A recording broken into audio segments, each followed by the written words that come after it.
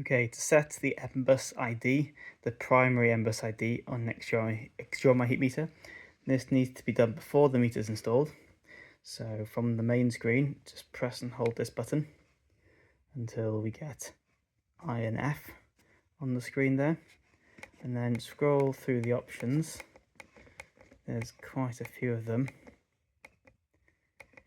until we get to, keep pressing the button, MBUS 82.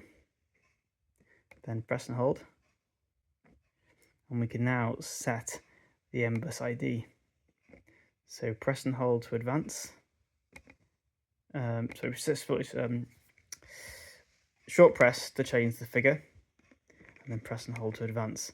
I'm going to set this one to MBUS ID 2. So I want 0, 0, and then 1, 2. This meter will now be set to MBUS ID 2. There we go.